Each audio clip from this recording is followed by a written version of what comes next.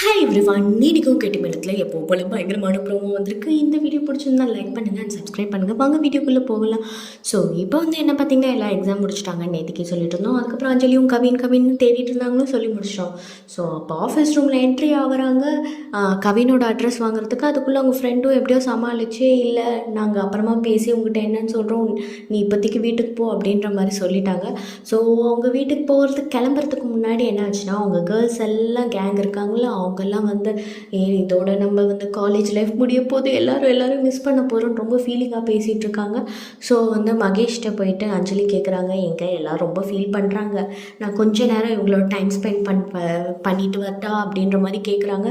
மகேஷ் ஒரு பக்கம் வந்து மனசுக்குள்ளே எல்லாத்தையும் கண்ட்ரோல் பண்ணிட்டு, ஓகே ஃபைன், ஆமாம் எல்லோரும் பிரிய போகிறீங்க, கண்டிப்பாக நீங்கள் ஸ்பெண்ட் பண்ணி ஆகணும், கொஞ்சம் நேரம் போய் எல்லோரும் பேசிகிட்ருங்க அப்படின்ற மாதிரி அமுச்சு வச்சிடுறாரு.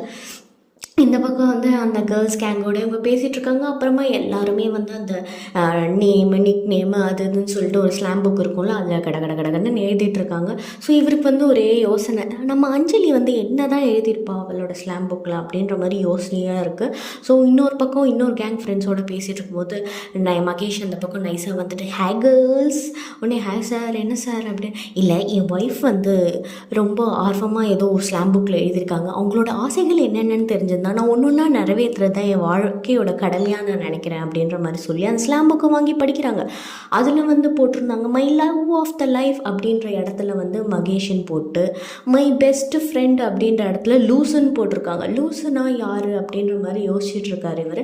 பட் கடைசி வரைக்கும் இவருக்கு ஆன்சர் தெரியாது. பிகாஸ் நம்மளுக்கு தான் தெரியும் லூசுனா அங்கே இருக்கிறது கவின். ஸோ வந்து அவர் யோசிச்சுட்டு, சரி யாரோ போல் இருக்குது, அவங்க கேர்ள்ஸ் கேங்கில் ஏதோ ஒரு ஃப்ரெண்டு போல் இருக்குன்னு சொல்லி விட்டுடுறாரு. ஸோ இதோட இந்த ப்ரோமோ முடியுது. இந்த வீடியோ பிடிச்சிருந்தா லைக் பண்ணுங்கள் அண்ட் சப்ஸ்கிரைப் பண்ணுங்கள். தேங்க்ஸ் ஃபார் வாட்சிங்.